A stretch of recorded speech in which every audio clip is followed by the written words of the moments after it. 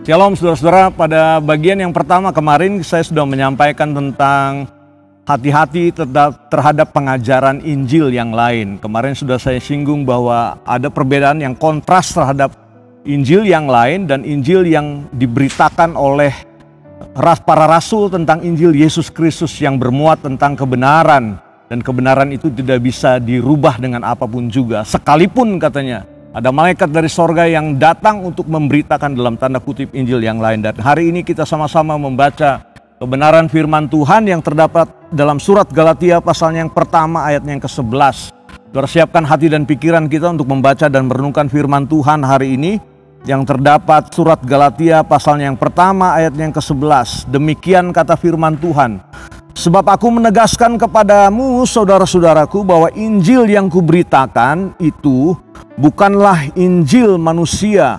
Ayat 12, karena aku bukan menerimanya dari manusia dan bukan manusia yang mengajarkannya kepadaku, tetapi aku menerima pernyataannya oleh penyataan Yesus Kristus. Jadi dari dua ayat yang kita baca hari ini bahwa Rasul Paulus menerima Injil yang sepenuhnya, Injil yang bermuat konten kebenaran, Injil yang bermuat tentang Yesus Kristus yang diterimanya lewat pernyataan dan penyataan melalui Yesus Kristus.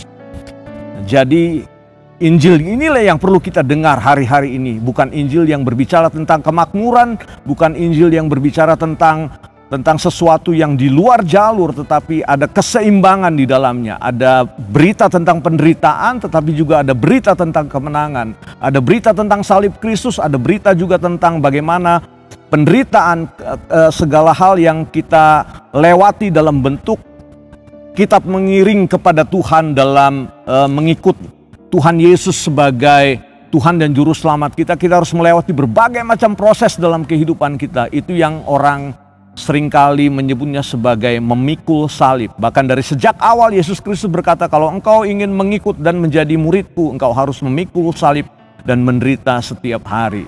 Ini tidak bisa dipungkiri, gereja Tuhan harus melewati fase-fase ini, fase penderitaan. Dan di balik penderitaan akan ada kemenangan.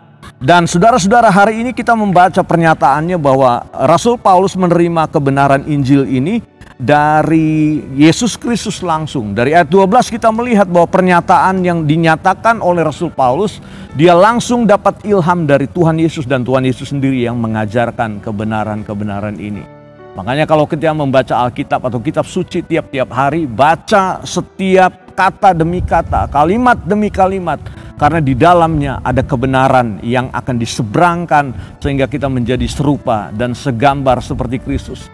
Hari ini saya berdoa kiranya saudara mendapat pewahyuan yang baru dari Injil Yesus Kristus. Karena ketika kita menggali lebih dalam, kebenarannya akan memerdekakan kita dan dia akan melepaskan kita dari berbagai belenggu dosa.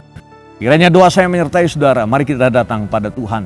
Tuhan, terima kasih hari ini firman-Mu datang lagi untuk mengingatkan kami bahwa sesungguhnya kebenaran-Mu tidak akan pernah bisa dibantah dengan apapun juga. Kebenaran-Mu akan tetap tinggal di dalam hati kami. Sekalipun hari ini ada begitu banyak pengajaran yang menyerang kami Tuhan.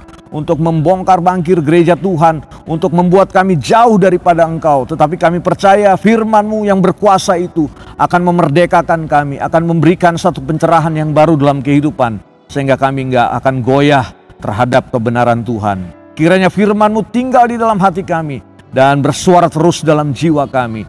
Sehingga kami tinggal di dalam Tuhan dan Tuhan di dalam kami. Terpujilah nama-Mu. Dalam Kristus Yesus kami berdoa. Haleluya. Amin. Tuhan berkati kita semua.